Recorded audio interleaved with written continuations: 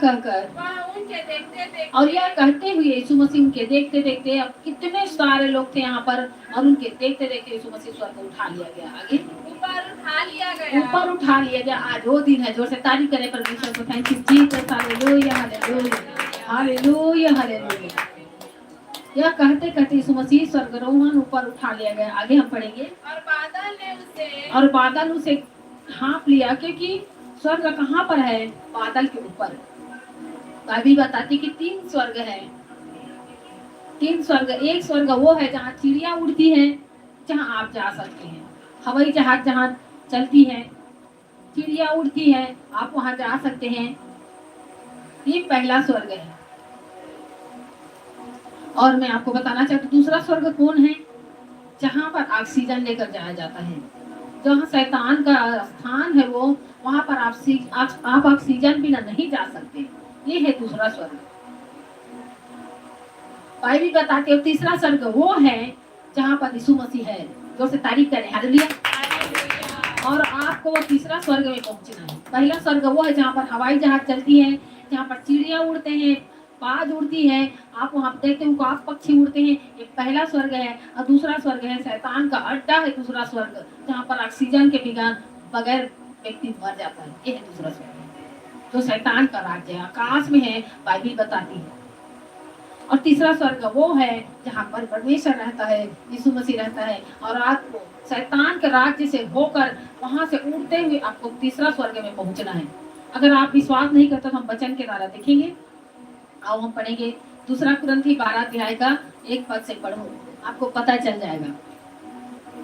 यद्यपि घमंड करना, यद्यपि घमंड करना मेरे लिए ठीक नहीं, मेरे लिए ठीक नहीं कि मैं घमंड करूं, तो भी करना पड़ता है। तो भी करना पड़ता है। इसलिए मैं प्रभु के दिए हुए हाँ, इसलिए मैं प्रभु के दिए हुए दर्शनों और प्रकाशनों की चर्चा करूंगा। मैं मसीह में एक मनुष्य को जानता हूँ। पौलुस क्या करता है? मैं मसीह में एक मनुष्य को जानता हूँ। 14 वर्ष हुए कि न जाने दे सही। 14 वर्ष के बाद यहाँ पर पौलुस लिख रहा है। यहाँ पर लिखा है दूसरा कुरिन्थी के 12 अध्याय में, मैं मसीह में एक व्यक्ति को जानता हूँ। 14 साल पहले की बात कर रहा है। आगे न जाने दे सहित और न जाने दे रहित परमेश्वर जानता है। परमेश्वर ही जानता है।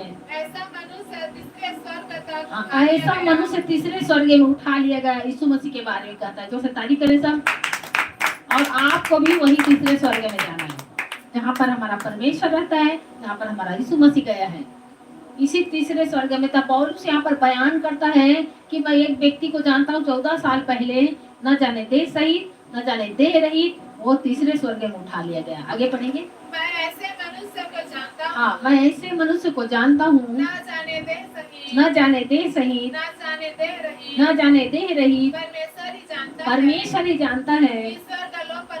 वो स्वर्ग लोक पर उठा लिया गया। और ऐसी बातें सुनी जो कहने की नहीं, और जिनका मुंह पर लाना मनुष्य को उचित नहीं। ऐसे मनुष्य पर तो मैं घमंड करूंगा। पौलुस कहता है कि मैं ऐसे मनुष्य पर, प्रभु यीशु मसीह पर मैं घमंड करूंगा। अपने ऊपर घमंड करने की कोई हमें मतलब कोई भी ऐसा चीज नहीं कि हम अपने आप ऊपर घमंड कर सके। प्रभु यीशु मसीह के वचन को कहता है पौलुस की मैं ऐसे मनुष्य पर तो घमंड करूंगा।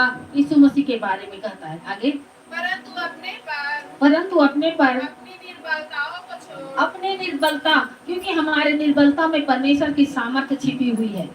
हम अगर कहते हैं कि हम कुछ नहीं है, तो परमेश्वर हमारे जीवन में बड़े कामों को करता है।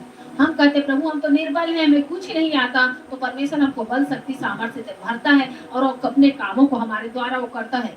डायरेक्ट परमेश्वर कुछ नहीं करने वाला, याद रखो।